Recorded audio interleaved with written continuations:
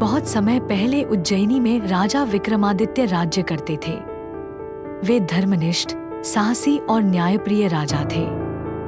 एक दिन उनके दरबार में एक तांत्रिक साधु आया और कहा, हे राजन, मुझे एक विशेष सिद्धि के लिए एक कार्य करना है जिसमें आपकी सहायता चाहिए। एक श्मशान में एक बड़ के पेड़ पर उल्टा लटका हुआ एक बेताल है। मुझे वह चाहिए, लेकिन वह बड़ा ही चालाक और भूतिया है। आप ही उसे ला सकते हैं। राजा ने वचन दिया और श्मशान पहुंचे। राजा ने श्मशान में जाकर उस बड़ के पेड़ से बेताल को नीचे उतारा और अपने कंधे पर डालकर चलने लगे। तभी बेताल बोला, हे राजन, मैं तुम्हें एक कहानी सुनाऊंगा और उसके अंत में एक प्रश्न पूछूंगा।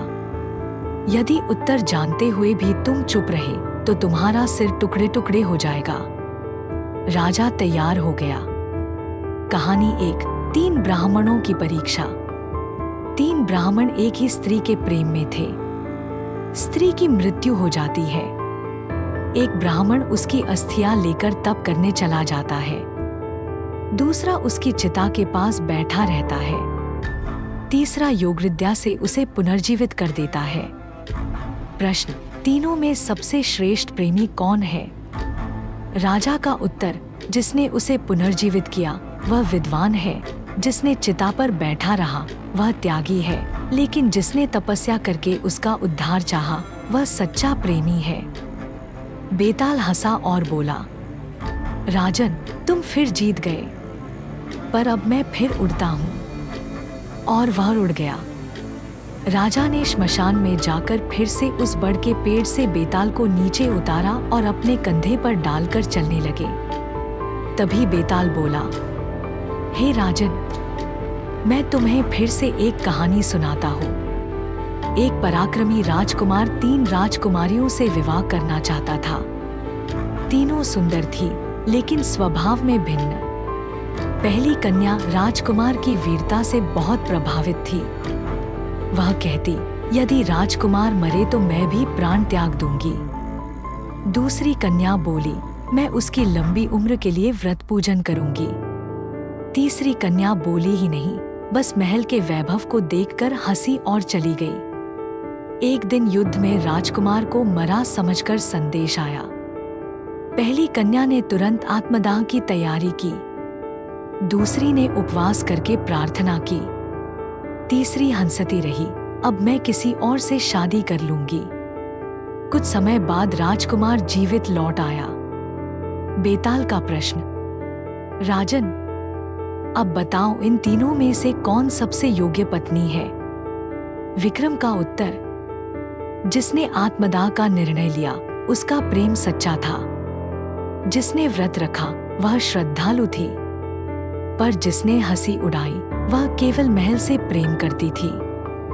अतः पहली कन्या विवाह के लिए सबसे योग्य है। बेताल हंसा और बोला, राजन, तुम फिर जीत गए, पर अब मैं फिर उड़ता हूँ। और वह उड़ गया।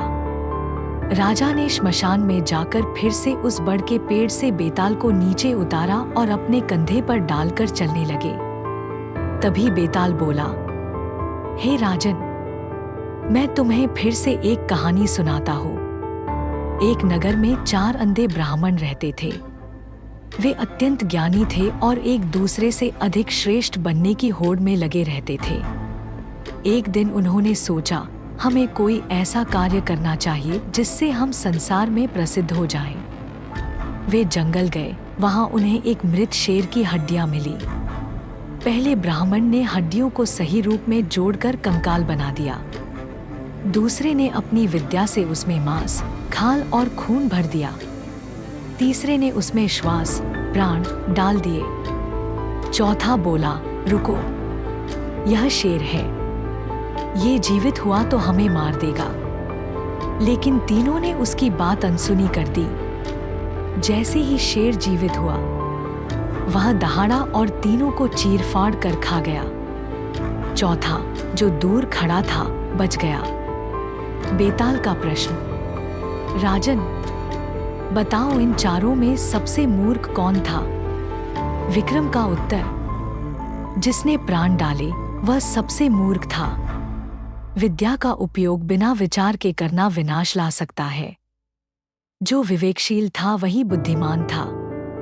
बेताल हंसा और बोला, राजन, तुम फिर जीत गए, पर अब मैं फिर उड़ता हूं। और वह उड़ गया।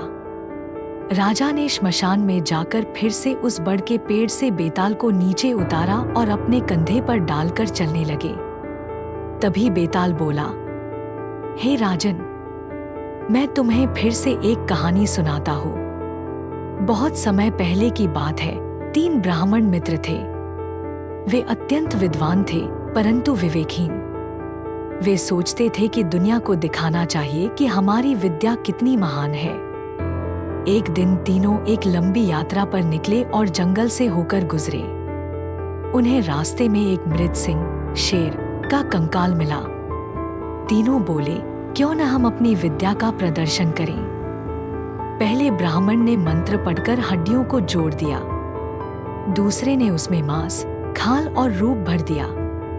तीसरे ने कहा, अब मैं इसमें प्राण डाल देता हूं। चौथा मित्र, जो थोड़ी बहुत समझदारी रखता था, बोला, रुको, ये तो शेर है। अगर ये जीवित हो गया तो हमें ही खा जाएगा। पर तीनों ने उसकी बात को हंसी में उड़ा दिया और मंत्र पढ़कर शेर में प्राण डाल दिए। शेर जीवित हुआ और पलक झपकते ही तीनों को मार डाला। बेताल का प्रश्न, राजन, बताओ तीनों में सबसे मूर्ख कौन था। विक्रम का उत्तर, तीनों ने बिना सोच विचार के काम किया, पर सबसे बड़ा मूर्ख वह था जिसने प्राण डाले, क्योंकि उसने बिना परिणाम की चिंता किए विद्या का उपयोग किया। विद्या का प्रयोग यदि विवेक से न हो तो वह विनाशकारी होती है।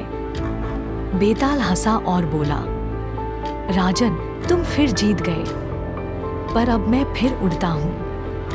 और वह उड़ गया।